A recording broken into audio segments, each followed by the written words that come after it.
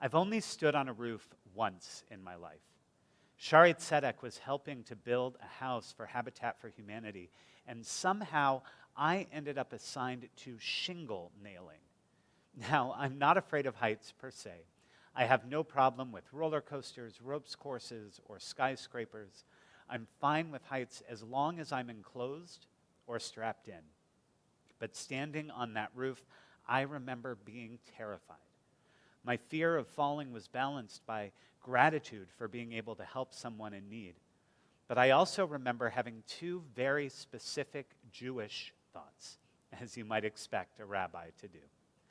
First, I gained a new understanding of Deuteronomy chapter 22, verse 8, which commands, when you build a new house, you must build a parapet, a small wall around the roof. The Torah doesn't say, thou shalt not go on a roof, but rather it tells us that if we're going to go on a roof, we should do so as safely as possible. The roof on which I was shingling had no such parapet, by the way. My other Jewish thought was how glad I was that I would never have to hang Christmas lights. Now, while it may not be within Jewish tradition to hang lights from our roofs, the custom of a public light display does have its origins in Chanukah. In the Babylonian Talmud, a 2,000-year-old text, we read, our rabbis taught it is commanded to place the Chanukah lamp by the door of one's house on the outside. If one lives upstairs, it's placed at the window nearest the street. If you think about it, it makes a lot of sense. How do we commemorate a holiday that celebrates our ability to freely be Jews, defeating an enemy who tried to keep us from doing so? We shout out to the world, we're Jewish. We wear our Judaism on our sleeves, putting our Hanukkah menorah in a place where our neighbors and passers-by will see it, publicizing our Judaism and our pride of that Judaism. But the Talmud continues with a provision.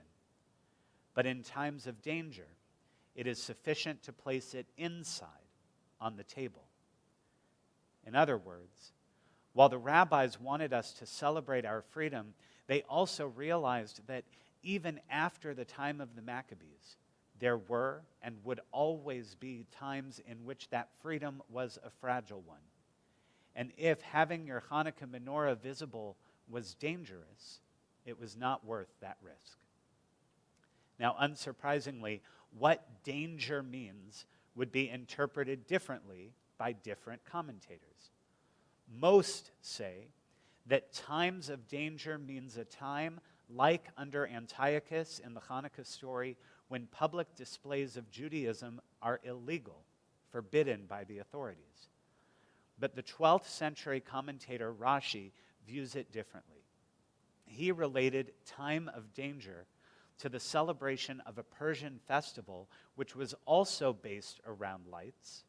And he suggested that some Persians might not like the Jewish community also having lights in their windows and might retaliate against them. On October 7th, Hamas tried to make not only Jews in Israel feel unsafe in their homes, but Jews around the world as well. And tragically, for the moment at least, they've achieved that goal. Even as we pray for strength and safety for the hostages still in captivity, all those fearing constant rocket blasts and those who are defending them, we know that Jews around the world are also feeling vulnerable to rising anti-Israel sentiment and the anti-Semitism that is both a cause and result of it. There is no doubt that at least in Rashi's understanding, we are currently in a time of danger. Occurrences of anti-Semitism continue to rise, and we've seen that those who justify Hamas's attacks in Israel are willing to taunt, vandalize, and attack in our country as well. I understand those who feel that this is a year to bring our Hanukkah menorahs inside, to put them on our tables rather than our windows, avoiding whatever risk there may be in a time of heightened tension. And When it comes to the majority understanding of the text, it's so important to acknowledge and remember that as we celebrate our people's freedom 2,200 years ago, we are still living in a time in which we have the support of our leadership and the vast majority of our neighbors.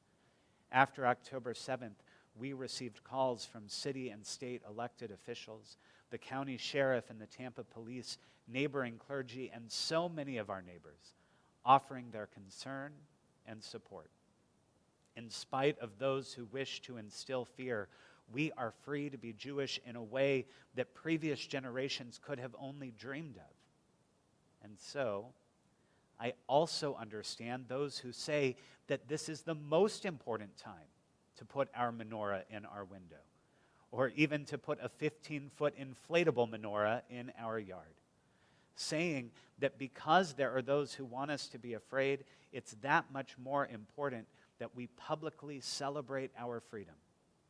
And I have no doubt that even with any current added risk, the majority of our wider Tampa community is our parapet, a wall around our roof, giving us protection should someone try to make us fall. I'm reminded of a story that took place 30 years ago during Chanukah 1993 in Billings, Montana. While not a large Jewish community, there is a small, strong Jewish community in Billings. Earlier that year, white supremacists had moved into Billings. Anti-Semitic flyers had been distributed, and the Jewish cemetery had been vandalized. But when a 5-year-old boy placed his Hanukkah menorah in his window and a brick was thrown through it, the city responded.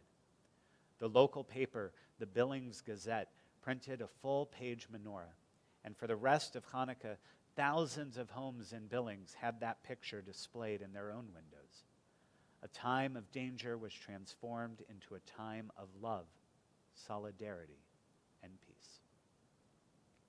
The 19th century Hasidic Rabbi, Zedek of Lublin, Poland, taught that during a time of danger in which our Hanukkah lights cannot brighten the darkness of the world, they still have the power to brighten the darkness we may find within our own souls. Whether on our front lawn, in our window, or inside on our table. Of course, we pray that this year our Hanukkah lights will be a source of brightness for Israel and for our world. But wherever they may be, we pray that this year's Hanukkah celebrations and the lights that shine with them will be a source of light and hope for each of us and for our community. I look forward to seeing you at our Hanukkah celebrations throughout the week, and I wish you all a Chag Orim Sameach, a happy Hanukkah, and may each of our lights shine bright over these next 8 days and far beyond.